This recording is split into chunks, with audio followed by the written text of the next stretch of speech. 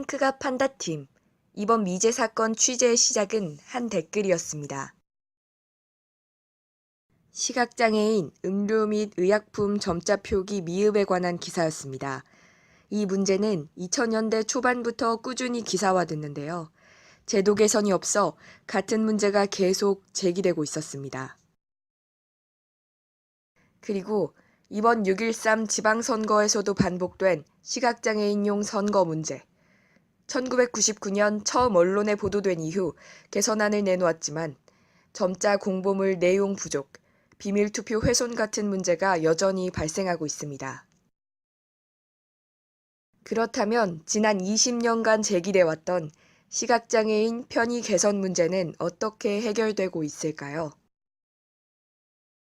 1999년 간단한 상비약은 편의점에서 사고 싶어도 무슨 약인지 구분할 수가 없어 살 수가 없습니다.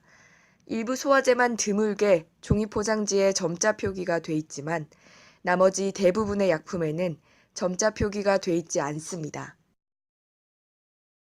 2009년 엘리베이터에는 점자 표기가 안 돼 있는 경우가 많고 표기가 돼 있더라도 층수가 잘못 표기돼 있어 오히려 혼란스럽기만 합니다. 파손되고 잘못 설치된 점자 블록, 다른 시설물에 가려 제 기능을 못하고 있는 점자 블록들은 오히려 시각장애인들을 위협하고 있습니다. 위의 문제들은 아직도 현재 진행형입니다. 2018년 현재 식품, 의약품, 엘리베이터, 점자 블록, 그리고 선거까지 시각장애인 기본권은 여전히 제약받고 있습니다. 점자형 선거 공보 관련 법안은 지금까지 24번 발의됐으나 이 중 14건이 임기 만료 폐기됐습니다. 올해 점자 공보물 보완을 위해 음성 변환 바코드가 도입됐지만 장비를 사용해야 한다는 불편함이 여전히 남아 있습니다. 식품에 대한 점자 표기 의무 사항을 담은 식품위생법 일부 개정 법률안은 총 14번 발의됐지만 이 중 11건이 임기 만료 폐기되었고 한 건이 2017년 4월부터 국회에 계류 중입니다. 또한 점자 블록 개선 및 관리 법안은 총 5번 발의됐는데 한 건이 폐기, 3건이 국회에 계류 중입니다.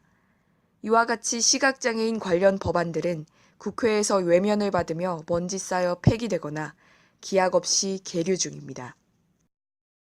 유럽은 2001년부터 의약품 점자 표기 의무화를 시행하였고 일본도 고령인, 장애인 고려 설계 지침을 따르고 있습니다. 한국은 선진국에 비해 시각장애인 편의 증진 법 제정에 난항을 겪고 있습니다. 우리는 왜 관련 법률 제도 제정에 이토록 오랜 기간 어려움을 겪을까요? 한국시각장애인연합회 김훈 정책연구원과 인터뷰해봤습니다.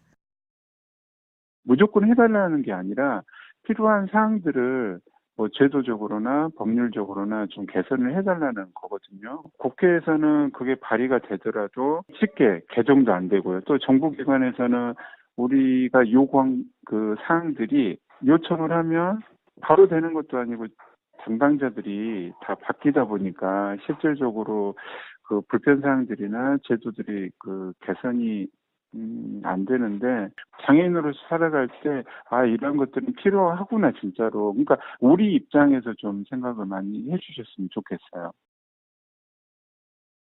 헌법 제34조 제1항은 모든 국민은 인간다운 생활을 할 권리를 가진다고 선언하며 국가가 국민이 최소한의 인간다운 생활을 할 수 있는 기회를 제공해야 한다고 명시합니다.